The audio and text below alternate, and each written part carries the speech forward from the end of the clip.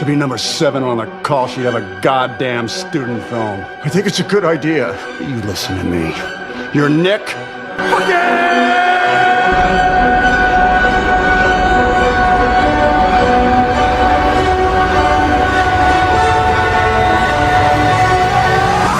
Whoa, Cage!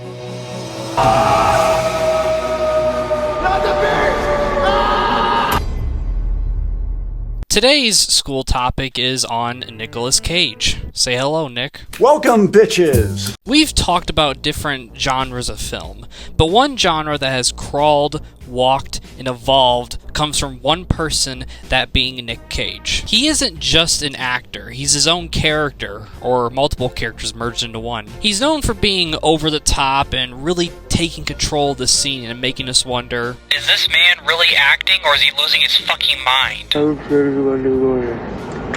The way I would describe him, he's kind of like a detonator that could randomly go off at any moment and we wouldn't be able to stop it. He just walks right in, and as Allura goes off, he just takes control. For a long time, early in his career, that's what he was known for. You see videos like Nicolas Cage loses his shit, but his development has had quite the change. To compare, you had the era where he was in movies like Con Air, Face Off, Vampire's Kiss. You got the middle era where Cage was doing straight to DVD movies. He did this because he had to pay off a shit ton of debt, so he basically had to take every role. And finally we have the era where Nick is just doing his own thing. He's doing movies that other studios aren't doing. He's been around in the industry for a long time, and when I stop and think, he's actually outlasted a lot of these other actors. Some of these older actors have either just stopped, you rarely see them in films today, their career has taken a nosedive, or they just stopped caring. Considering he was acting back in a time when they still somewhat cared about films, cut to modern day where the industry has just gotten so much worse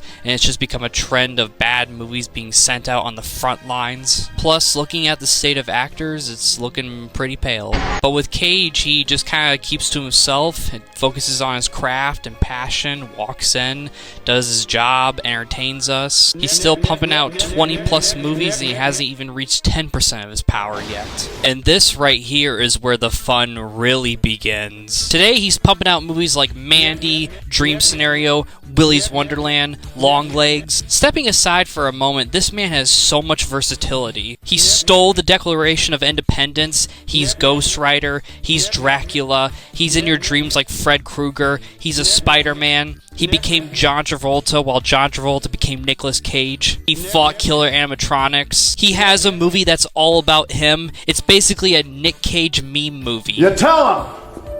Nick Cage, smooch is good! Tom Cruise ain't got shit on that. I respect that he puts 100% into his roles, maybe a little too much. Even when he's in a bad movie, he can still be entertaining. He's one of those rare actors, whether if it's a good or bad movie, I'll watch it. Now, he has been in some bad movies, we have to admit, but every actor has their bad movies. Really bad movies. Yes, he was going to play Superman at one point. So back then, there was going to be a movie called Superman Lives that was set to be directed by Tim Burton, the same guy that made the Michael Keaton Batman films. You can find videos of the behind the scenes, and it looks interesting, some questionable suit designs. His Clark Kent outfit looks less like Clark Kent and more like, oh hi Mark. Of course, the movie would get canceled, and maybe that's for the best. To keep it short, Kevin Smith was involved with the script.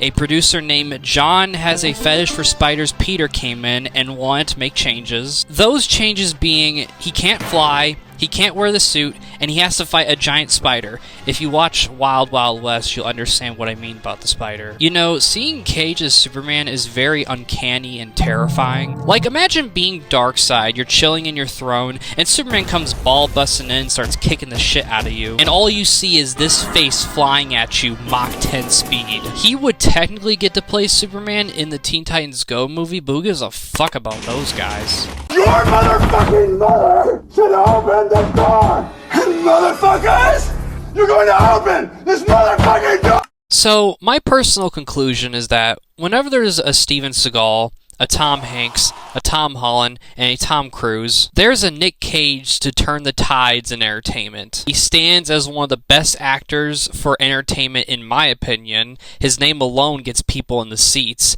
He is Nicolas fucking Cage. Now here's a closing statement.